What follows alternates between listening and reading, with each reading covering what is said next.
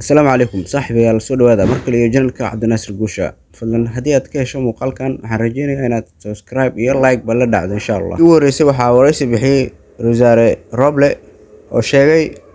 in dulduleelo badan oo siyaasadda iyo arrimo badan oo ku saabsanaa arrimihii doorashada ee soo dhamaatay ku soo dhamaatay guusha oo Rosaaruhu libintiisa uu qaatay bal aan isdul istaagno wax yar oo kamid ah Rosaaraha wareysiga uu bixiyay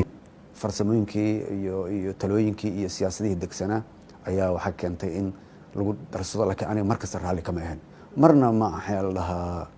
dib u baartid mar la weydiiyay Rosaare Roble sida uu u arko dib u doorashada madaxweyne Xasan Sheekh Maxamuud bal muxuu ka yiri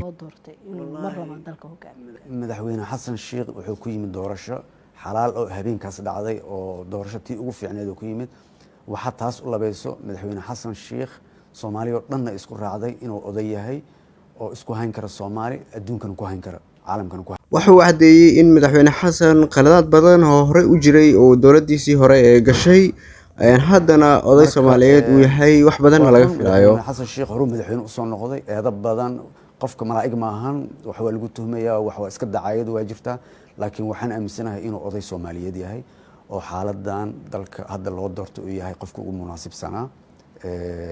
sababtan u leeyahay taasna waxa waaye isagoo ah nin waay arag ah ka soo shaqeeyay bulshada mar la weydiiyay Rosaaruhu tala ahaan waxa uu soo jeedinayo madaxweyne Xasan maadaama Rosaaruhu arkay caqabado aad u fara badan intii lagu jiray doorashada dalkana uu ka badbaadiyay afgambi ama waxyaabo kale xaalado aad iyo aad u muhiim ya dalka nagweyn anigii madaxweyne Xasan Sheekh hambalyaan leeyahay marka hore marka labaad waxaan leeyahay dalka amnigiisa